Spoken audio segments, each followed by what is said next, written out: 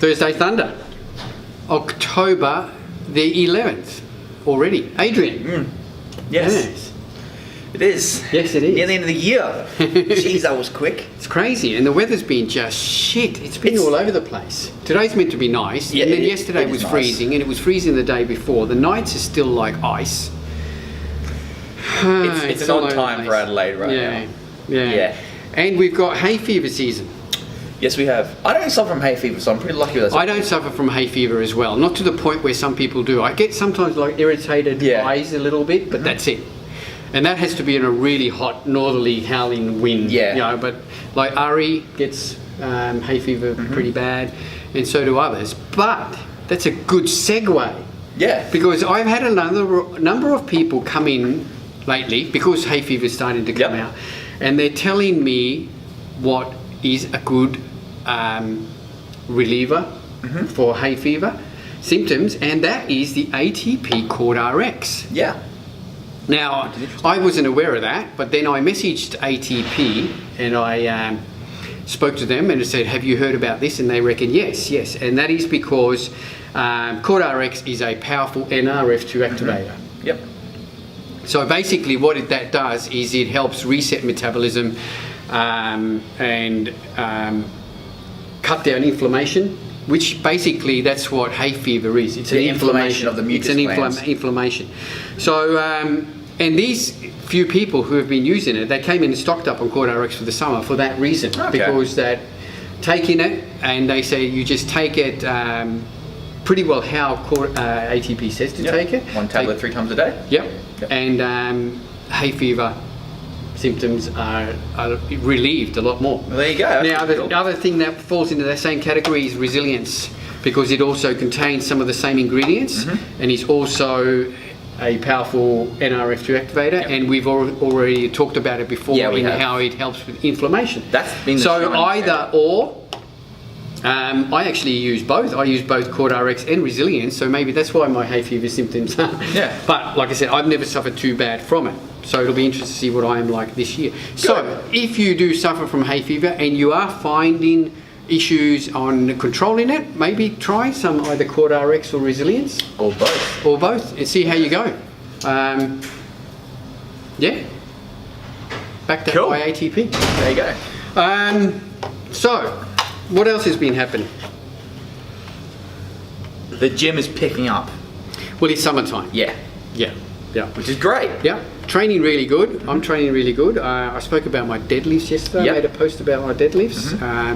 So I've been doing just quickly a 5x5 program since I came back from Nepal, and when I lost all my deadlift gains, I thought I'll just stick with a 5x5 program. So basically I do 5 sets of 5 at a particular weight.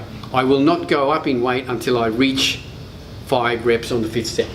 So I started at 140 and added 2.5 kilos, and my goal was to get to 170 by Christmas. 5x5. Last week I did 167.5 for 5x5. That was a great session too. That's all we did. That was a really good session. That was it. It was one of those sessions where everything just fell together. Considering the week before I did 167.5 for 5 and then none. Couldn't get it off the floor. 160 wouldn't even move. No.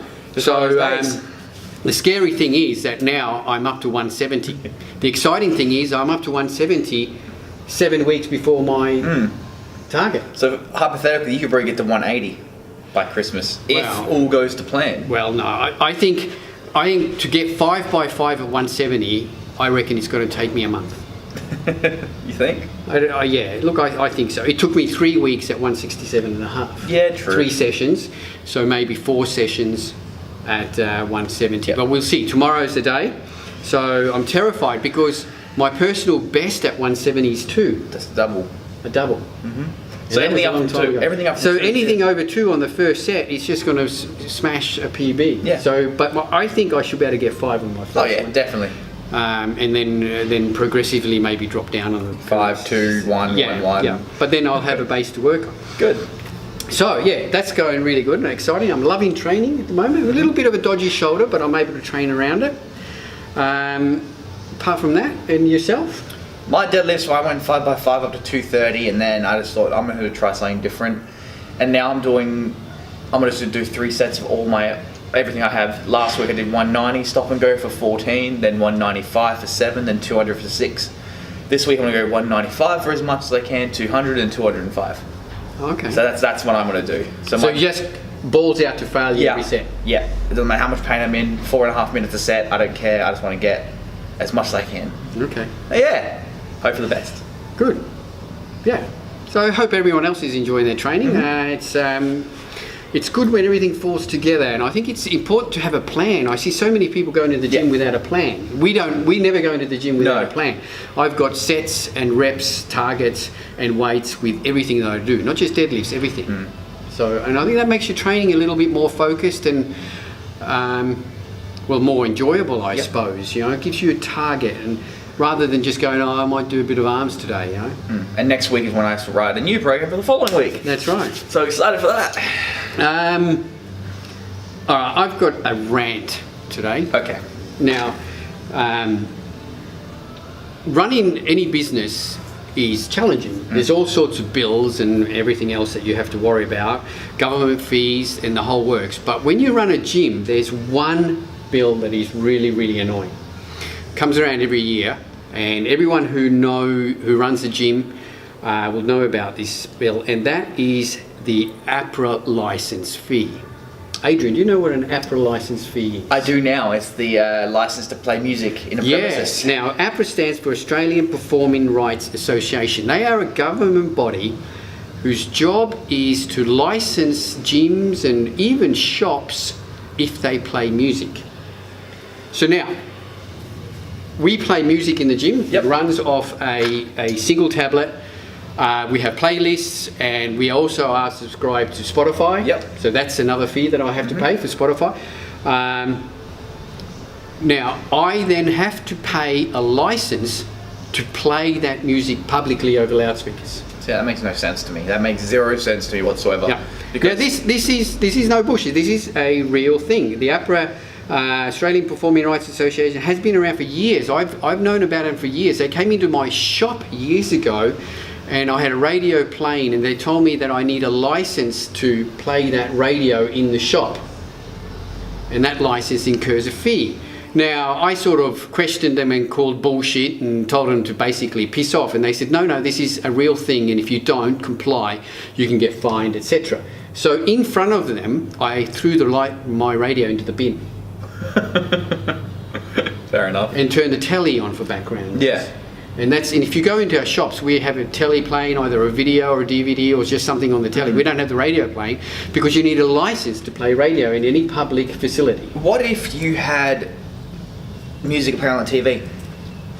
Yeah. Is that a loophole? No, because the license actually asks if you have TVs playing music and how many TVs, etc. It's ridiculous because it's not like that government body's paying the artists. Well, that's what they say they're doing. They are collecting these funds and then passing it on to the artists, which I call bullshit. No, definitely. How do they know which artist to pass the music on that I play in here?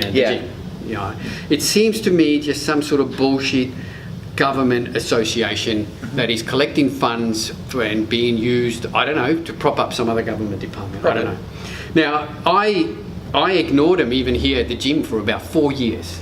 Threw their stuff in the bin until I finally got threatened with legal action. So then I thought, I'm going to have to pay this. So, and this license is then based on the amount of members you have. The more members you have, the higher the license is. If you have, for instance, TVs playing, the more TVs, the more license fees. If you have a device, we have one device, so we pay license for music to play out of one device for this many members. And then there's a sliding scale and it tells you that's your license fee. That's ridiculous. Now, for our little gym, it comes up to over $400 a year. So it's like $1.50 a head in a way. In a way, like around $1.50 a head. So it's just ridiculous that this is being imposed on small businesses. Anyway, that's enough of my political rant. But that's one of the fees your gym pays. Now imagine if you have a big gym, massive gym, some of these big gyms with 5,000-6,000 members. And I do know, and I have spoken to even a local gym member down the road here who's got a big gym, and he pays his license fee in the thousands. It's stupid. It's literally stupid. It makes no sense to me, and I don't like it. As far as I'm concerned, it is just thievery by the government. I'm that person who would challenge it to the very end. Like, well, why like I do said, you I need this? put off paying it for 4 years until I got a letter of legal action. So then I thought, oh well, I'm going to have to pay for it. Yeah. Anyway, that is the APRA fees, a government department that steals from small businesses. There you go. Anyway, so what else has been happening? There's been a few things that's happening. Charles Poliquin died. Yeah, 57. 57, which is a bit scary because he's just a little bit older than me, and he was a very fit, healthy man, but apparently had heart problems all his life. Hereditary heart condition. Yeah, some congenital hereditary heart condition.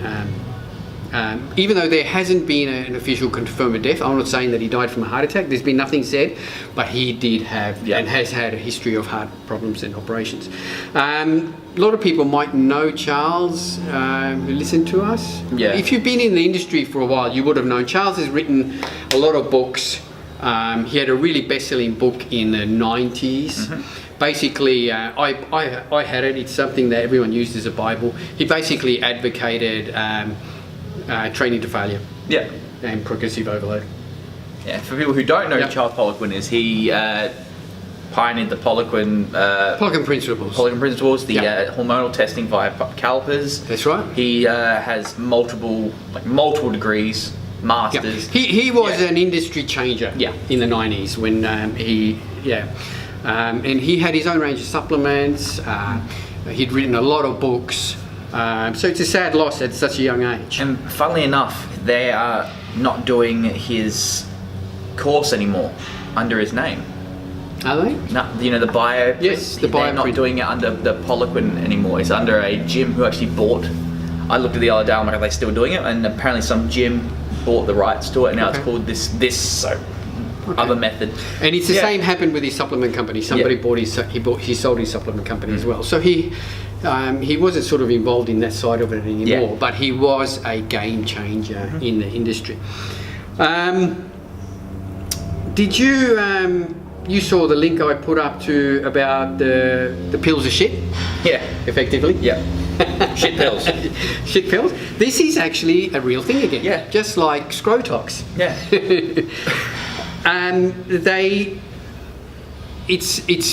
It's fecal matter in a pill to promote weight loss. Yeah. And is it actual fecal matter? No, they're not going into and they're scooping out poo into a capsule. Yeah. No, but it is somehow processed, etc., etc. Now the whole idea of it is that it is fecal matter, so it is gut microbiome derived from fecal matter of genetically skinny people. Yep. So the guys and the girls who can eat and eat and eat and don't put on any body. Yep. So it's apparently that microbiome gut flora in a pill that you then take if you are overweight, and it's meant to then reset your gut microbiome with the skinny persons. Yeah, there actually was a study. There actually was a what do you call it?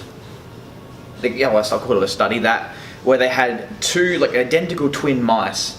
One was fed to the point of obesity and one was kept lean. Yeah. They took the microbiome from the skinny rat and injected it into the fat rat and vice versa. And within 2 weeks they actually switched.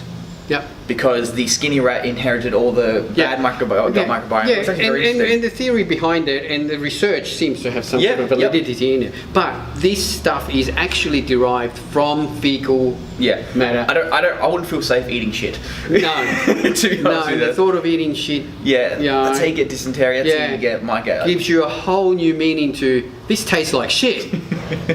Anyway, got some shit in your teeth, mate. Moving on.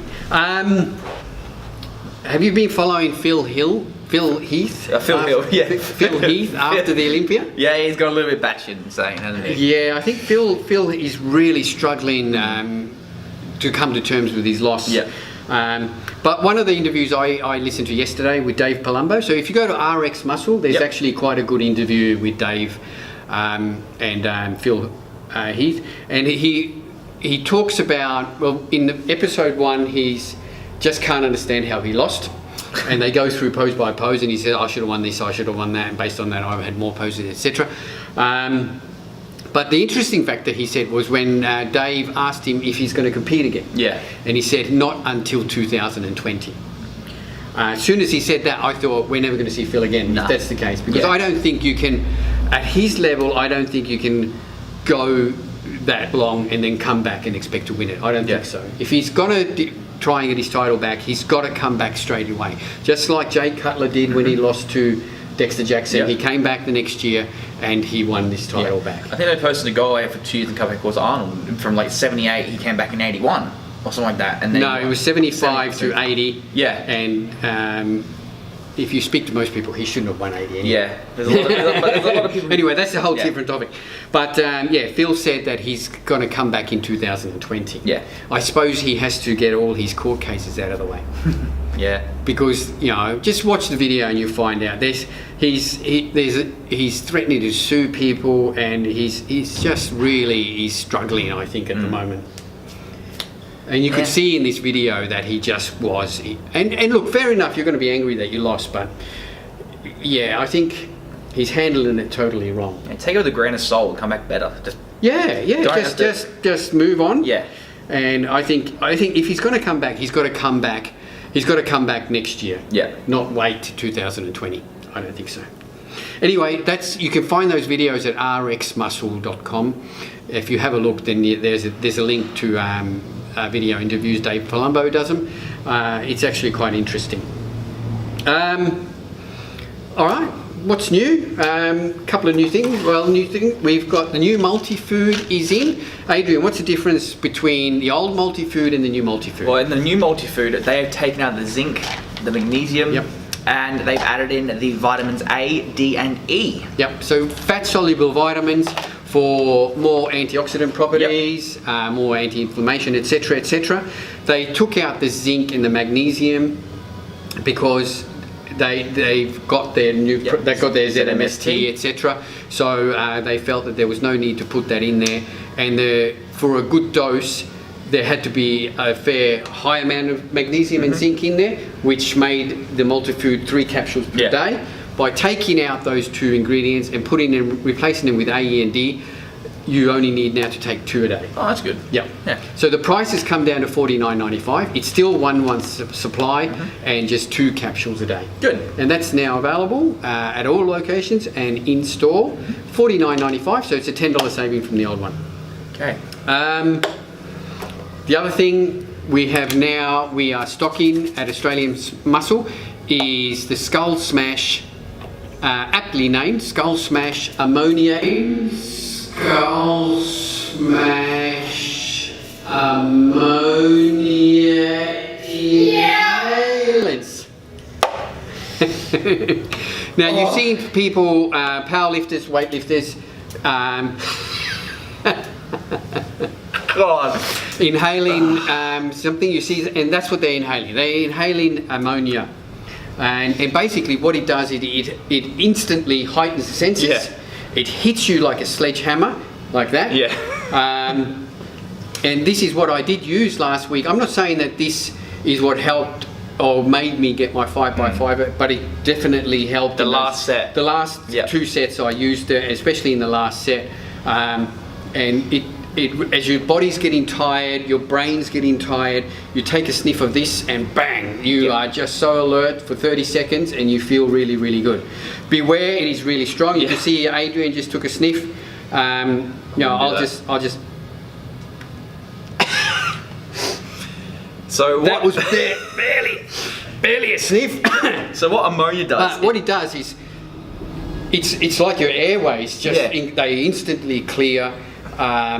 You can even feel like a burning behind your eyes, and it's just like your senses are on tap. Yeah, so what it does is it elicits a fight or flight response. That's right. It releases dopamine, it releases adrenaline, so you can actually it's one of those things where if you're scared, you take it and it's like, okay. But it's not something that then lasts for 2 hours. No, this is something that lasts for 30 seconds and you're back again. So it's not a pre-workout as such. It's something that you will use when you're setting yourself up for your PB or your maximum lift. So what we have is there's 3 different types of. They've got 3 different labels, but they're just the same thing. Yeah, they're the same thing. It's just a different name. There's the original Skull Smash.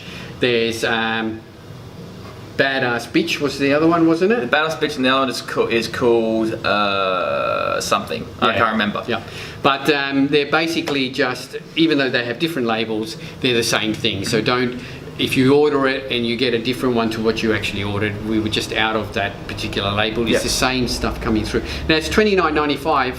And one of these things lasts you for ages. Yeah, at least 6 months. Up to 6 months. Well, it depends on how often you're using it. Yeah. But bear in mind that every time you open the lid, you're sort of letting it go. Yeah. Basically. So always keep the lid on nice and tight to keep the potency alive. So they are available now online and in store at Australian Muscle. Now, we had a couple of questions before we quickly wrap up. When it has a time going. Yep.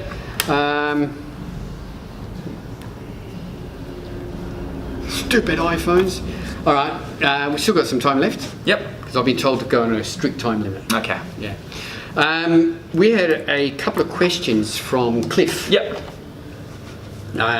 Cliff is a member here at the gym.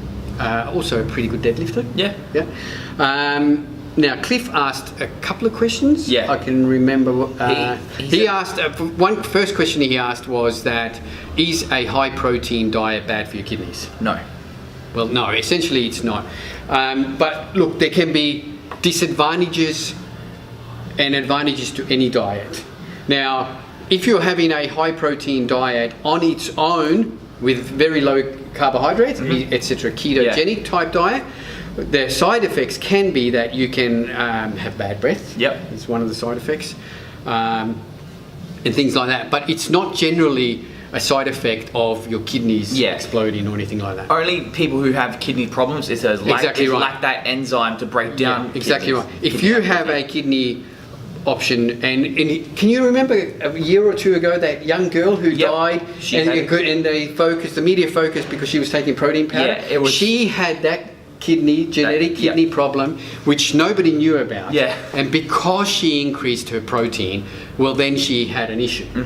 So it's genetically only if you have a kidney issue that a high protein diet is going to have issues. The other question Cliff asked about was that are bands beneficial in training? Look, the theory behind bands is that it adds the resistance at the top of the movement. Yep. That's the whole purpose. If you're doing something, for instance, a machine shoulder press, and you put bands on the handles, as you come up to a certain point at the top here, the band will be at maximum resistance. So it's giving you more resistance here than down here. Yeah. Is that going to build more muscle? I don't know. I reckon lifting more weight builds more muscle. Look, I have a theory that if you want to add more resistance to your exercise, well, why don't you add more weight? All right, that seems right. Yeah. We can do a whole video covering bands. I can look. The last one was, what's the worst supplement you have ever tried? Now, being impartial, not using any company names or brands, I'm going to say the worst product I've ever tried personally was a pre-workout that tasted like feet, cheese, and dirt. And I tasted that for about... I know the pre-workout. About 2 hours I can remember when you opened that sample of that pre-workout here at the gym, and people came into the gym and go, did somebody vomit? It wasn't the best, but that would be the worst I've tried. Yeah. It tasted like feet, cheese, and dirt combined. Yeah. Pretty bad. Yeah.